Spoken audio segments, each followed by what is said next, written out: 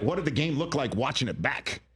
It looked as bad as you think it looked. Yeah, it's really interesting. I will say this: the Jets defensively, they're legitimate, man. They Yeah, can play on the defensive I side of the ball. know. They're really really good. Unfortunately, offensively, they are. I'll just be kind and say they're a work in progress. Here's one of the things I always say, Rich: Yes. just find one thing that you can do well.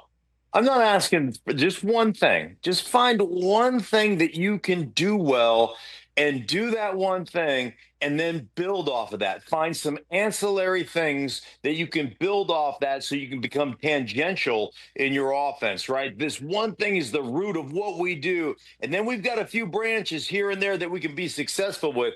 But as we speak, there is nothing the Jets offense does well. And I mean nothing. So you got to go back to the drawing board on that one. Where does Dan Campbell rank in terms of guys that you would play for if you could get more snaps and play another season, Mark?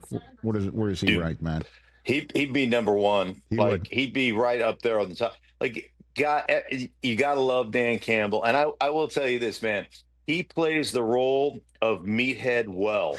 Like he's like that dude is smart. He understands offense. He understands what he's trying to do. And I will just tell you, walking into that facility before Dan Campbell was there to call a game, that place was a morgue, Rich. I mean, it was legitimately a morgue. You walk into that facility now, and we always talk about culture, and culture is one of those things that everybody wants, but it's really hard to develop. Man, you walk into the Detroit Lions now, everybody who works there, from the people who greet you at the gate when you come in to the people in the front greeting room to the coaches and the cafeteria staff and all the people in there, everybody's an essential employee and they all are treated that way. And you walk into that facility, man, it can be the dead of winter, man. That place is a ray of sunshine. And it's because of the culture that Dan Campbell has created in Detroit. It's amazing. Guys want to play hard for him, and they do. You see it all the time with just the excitement, the energy that team plays with. Well, and I know that's what Jet fans are hanging their hats on to bring this whole thing full circle, Mark, is Aaron Glenn was on that staff that went 0-10-1 to start and then 1-6 Yeah. to start the next season. And I'm sure, the morgue analogy could be appropriate for what you just witnessed with the Jets right now at 0-7, right? I mean, Yeah, like, well, that's it. yeah, but I felt like I did feel like going into the Jets facility, man, there's an energy in that facility. Well, And that's good. Aaron Glenn is a good dude, man. He knows football, and I think they feel pretty confident. I think the players that I talked to, and I talked to a handful of them both on Sunday and both on Friday when I was in that facility. They love it, man.